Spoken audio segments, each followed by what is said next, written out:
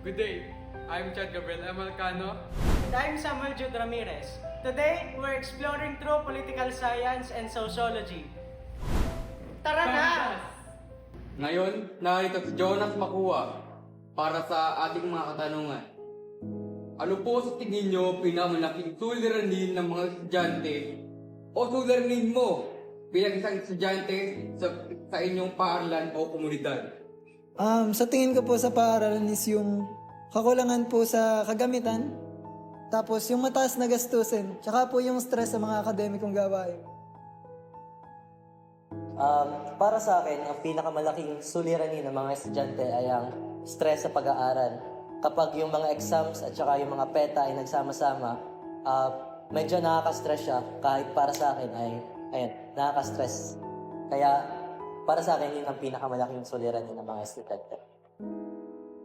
Para po sa akin, ang mga suliranin po sa aking paaralan ay mga batang estudyante hindi po marunong umunawa at sumunod sa mga baybayin ng paaralan.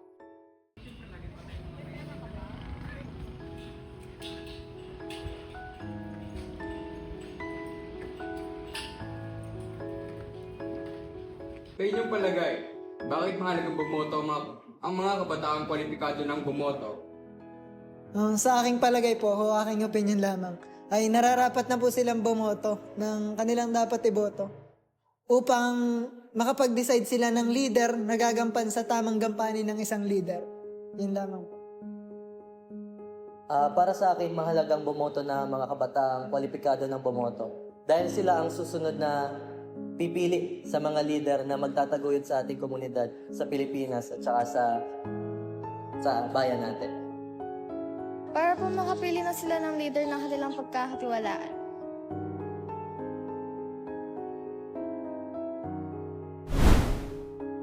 Ano po ang tatlong pinakamahalagang katangian ng mabuting pinuno, lalo na para sa mga estudyante?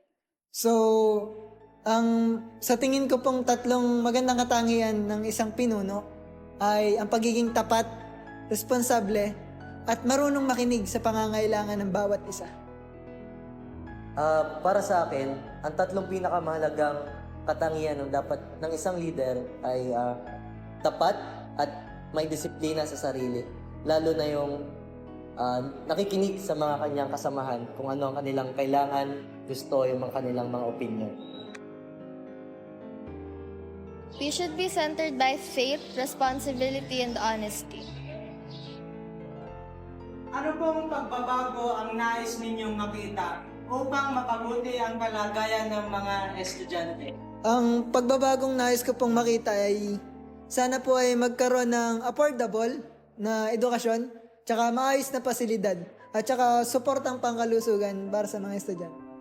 Yan lamang po. Ang mas nais kong makita ay ang mas balancing schedule at saka mas konting gawain para sa mga bata para hindi na sila ma-stress. Nais kong magkaroon ng malinis na kapaligiran at maayos na isipan ng mga batang nasa paligid ko. That's it. Thank you for your wonderful insights. These perspectives reminds us that political science and sociology aren't just theories.